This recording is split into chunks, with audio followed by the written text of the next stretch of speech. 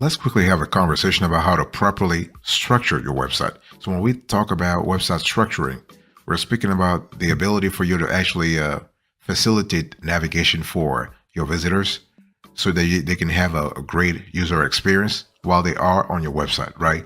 So let me first give you the overview you need to really pay attention to. So what is a website structure, really? So website structure refers to the organizational design of a website pages. So everything from the menu to all the pages to the categories to the subcategories, those really are put together are part of your website structure.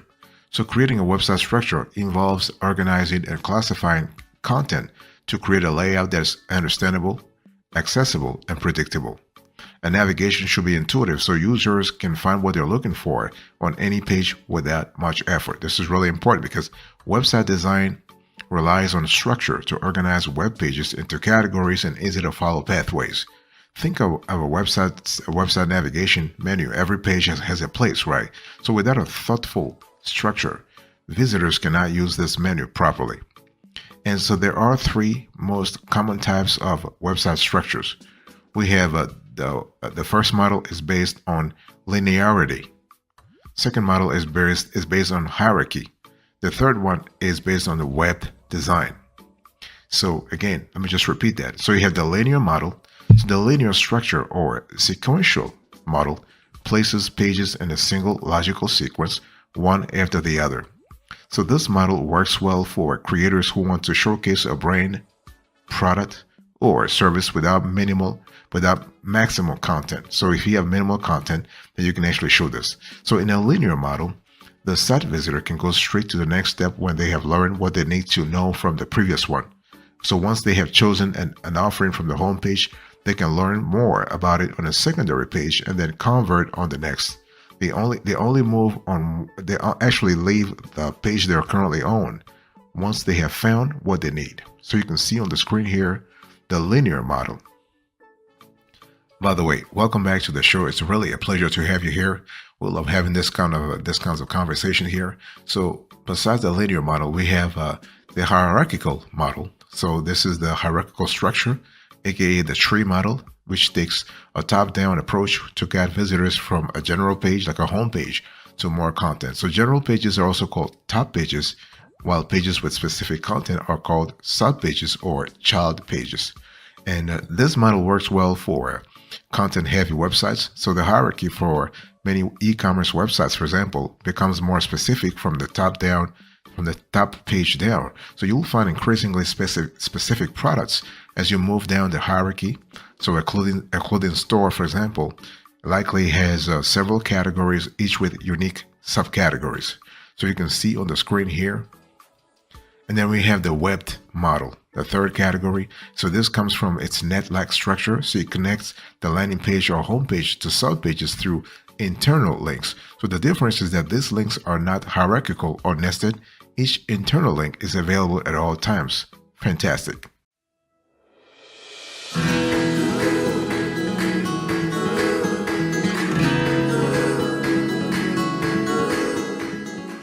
So now that you have a clear idea about what a website structure is and the most common type of website structures, let me give you quickly a few pro tips. So I want to share with you five tips for building a good website structure. Okay. Number one, you need to research the competition. Now, one thing I need to say here is that regardless of the structural model, well-designed websites have a smooth and intuitive user flow. User flow is really important. So user flow means what? You are placing the user, you're placing the visitor, the website visitor at the center of your preoccupations, at the center of your priorities. So first, you want to research the competition. So what you want to do here is you want to find websites that share your function and target audience. So you want to put yourself in a casual user's shoes and experience what it's like to search for specific information. What you want to do here is take your time, take a piece of paper and just take a pen, and you want to study the structure. You want to study the structure of your competitors' websites. You want to take note of what they do right and what they do wrong. By the way, I want to quickly remind you of today's conversation. The topic we are covering: how to properly structure your website. Okay, and so if you go through this analysis, if you do it thoroughly, though, because this is important, you got to do it thoroughly. If you do it thoroughly, you will find that most competitors in your niche are using the same structure. For example, online portfolios usually have webbed models.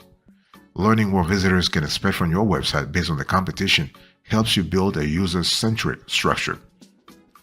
And the cool thing here is that if you're able to find out what your competitors are using, you're able not only to see what they do right, what they do wrong, but also whether or not their structure is very SEO friendly, based on the bounce rates, based on their traffic. Right? You can use SEO tools to sort of see how much traffic your competitors are driving to their websites, and based on that analysis, you can see whether or not their structure, their path is the right one. If not, then do something else. But you got to do that research. Okay, you got to spend time there to analyze what really works and what doesn't work. One thing I also want to say here is that by researching the competition, you're able to come up with something bigger and better, which you should do. You should be doing anyway, because especially if you are in a very competitive world, if you're in a very competitive sector. Let's say you're doing e-commerce, you have a Shopify store, Shopify online store, and you sell women's clothing, a very competitive sector. And so the whole thing here is that you have to learn what your competitors are doing right, what they're doing well, so you can come with something even better and brighter.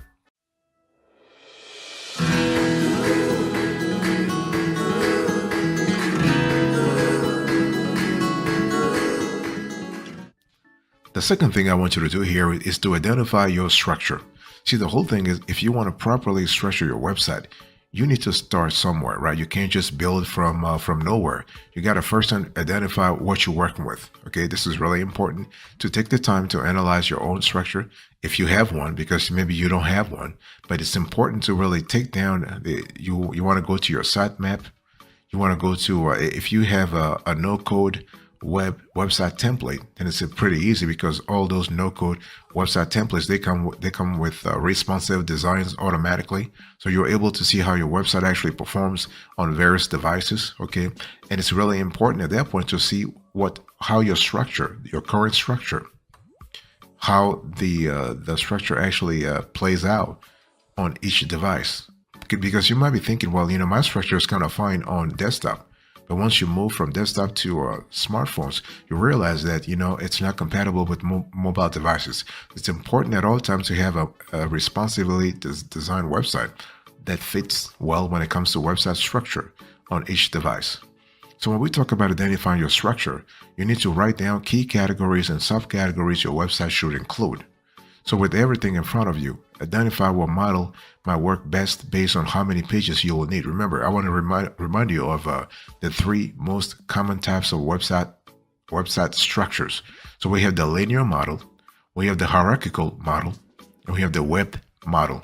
Okay, so for an e-commerce business with only one product, for example, so you want to try a linear model to keep them focused on your offering. You want your visitors to be focused on your offering. This is really important. And if your portfolio website has many categories and samples, try a hierarchical model to guide your users to specific sections.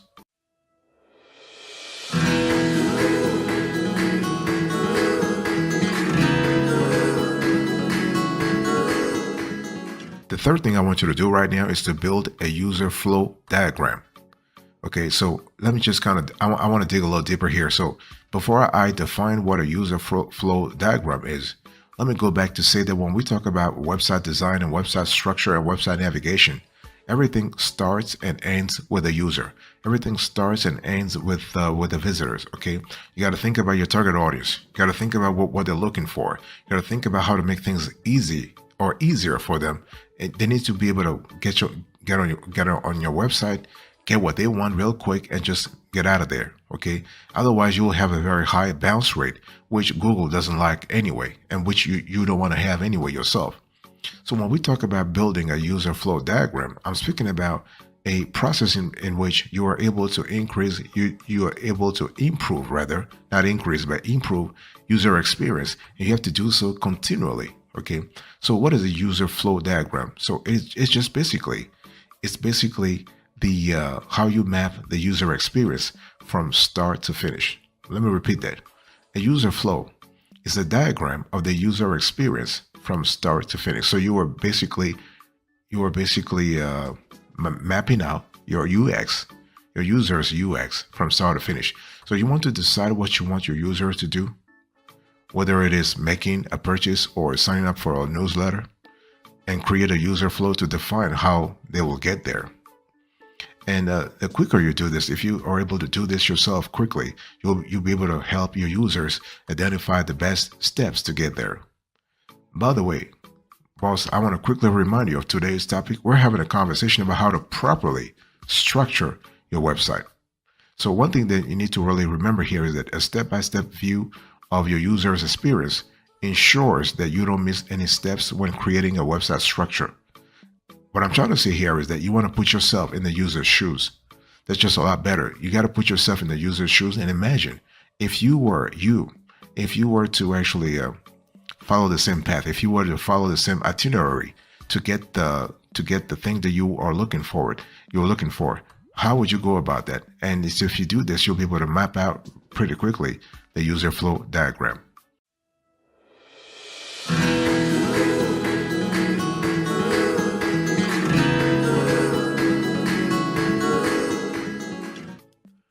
Number 4, you got to use internal linking.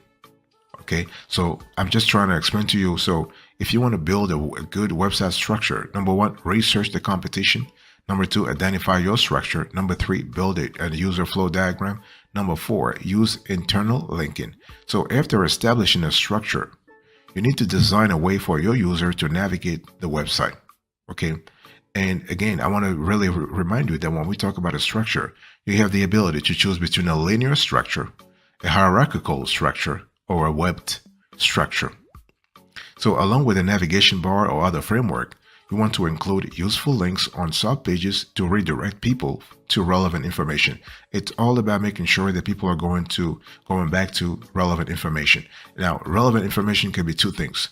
It can be either what the audience thinks is relevant or what you think is relevant. Okay.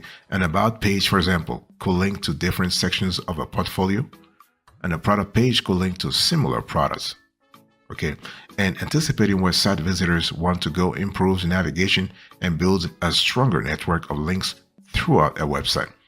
And you can only get this if you're able to analyze your website better, if you're able to build a user flow diagram. This is why you need to know your users. You need to know your target audience. You need to know the kind of products and services you are selling or you are offering on your website, and how a random user will go about getting information about that product or service. Okay. And so anticipating where site visitors want to go improves navigation and builds a stronger network of links throughout the website. So you want to include internal links on higher value pages like the about or services pages to guide users to relevant information. Okay. And when I say high value pages, it doesn't have to be just the about or services pages. It depends on your website. It depends on the goal you have. For example, if you have a landing page, a sales page, this could be a high value page for you. Maybe the site that you have right now, the about page is not really important. What's important is the landing page. So you want to direct users to that specific page.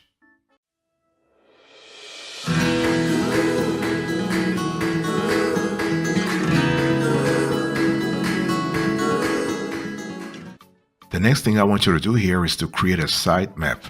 You know, the whole thing is when we talk about properly structuring your website, you got to think about a way to organize the content you want to present to your user. You have to think about how not only you are presenting the data to them, and how they are going to absorb that data so that they can get the info they need, right? It's always very important to empathize with the user, with the visitor, with the website visitor. You want to put yourself in their shoes. So an HTML sitemap basically becomes a visual representation of every stage on your website. And when I mean every stage, I really mean every single stage. So if your website has, let's say, if your website has 12 or 20 stages, it must be You must have in your sitemap 20 stages or 20 pages. I want you to think about a sitemap as a table of content. Okay, so every page and every word and where it belongs is in one place. So an organized sitemap is handy when structuring your website and deciding what pages will be the most accessible. Okay, and this is really important. This is gonna, and you will realize that this will help you a lot in terms of differentiating yourself from the competition. So if you publish your sitemap page, which you should, users can also use it to navigate your website. And you probably see that a lot of big names, a lot of big companies, they do have a sitemap. It's because they're trying to really help users get to the page they want to real quick. Let me give you an example. If you go right now on Chase's website, you will see at the bottom they have a Chase Bank sitemap. So you're able, like, if you find the navigation menu really complicated, you can actually go to the sitemap and say, okay, I just want to learn how to apply for a business line of credit from Chase. I don't want to go through the menu. I don't want to just, no. I just go to the sitemap, and the sitemap will show me how to actually get a business line of credit from Chase. Okay, so it's really important. It really adds value. You are able to convert real quick. It doesn't matter. It doesn't matter whether you have an e-commerce or, let's say, a profit-oriented website or just a general website. Chances are, if you're able to convert quickly, you will be able to increase your you'll be able to reduce your bounce rate, which is a good thing because Google loves reduced or non-existent bounce rates. Okay, and even though having a 0% bounce rate is kind of it's kind of complicated to have, it's impossible, almost impossible, but you could try to get it. Okay, it's all about trying. It's all about trying.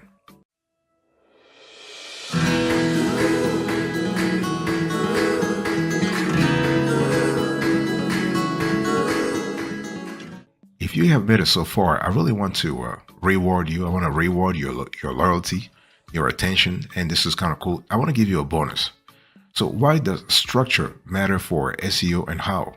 Well, you need to understand, if you have an SEO-friendly structure with smart linking, both the users and Google will understand and love your website. Okay, but how exactly does a thorough structure help with search visibility and optimization? Well, you need to understand, search engines care about user experience, that's for sure. So rankings in the SERPs are connected to how easy a website is to use and navigate. All transitions between pages should be natural, and any page should be accessible in no more than three clicks. Search engines evaluate the whole structure, so even though they serve page-based rankings, they do look at where a given page stands in the website structure. And a good website structure increases the chance of getting site links and other SERP features. Okay, and you can't keep up with the technical SEO without a solid structure. Lots of technical SEO aspects responsible for page crawling and indexing are reliant on this structure. A proper structure ensures proper stage crawling. This is really important. And an effective structure helps make content more relevant for search intent. Okay, so when we talk about that, when we talk about building a solid structure, you want to look at what your competitors are doing. I've said this before. This is really important. You want to collect a website's keyword list and divide it into groups. Okay, you want to actually categorize all pages so you know exactly what's on which page. You want to actually maintain a clear URL structure. You also want to connect pages with internal linking. We're going back to what I said about internal linking. This is important because it allows you to see exactly how how every page on your website is linked, is correlated. Okay, and you also want to build simple navigation. It's not about having something that's very complicated. No, simple navigation. And one thing you need to also do is you need to create a sitemap, and you need to test your website. And don't forget to check your site links because you want to know exactly whether or not you are able to have a proper site links. Remember, search engines automatically generate site links and recommend the following. You want to ensure a logical structure and navigation. Google claims that it generates site links if they will be useful to searchers.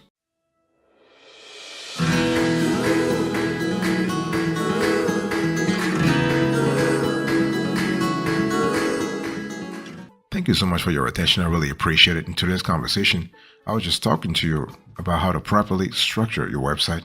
So I gave you the overview, explained to you what a website structure is, the three most common types of website structures. We spoke about the linear model, we have the hierarchical model, and we have the web model.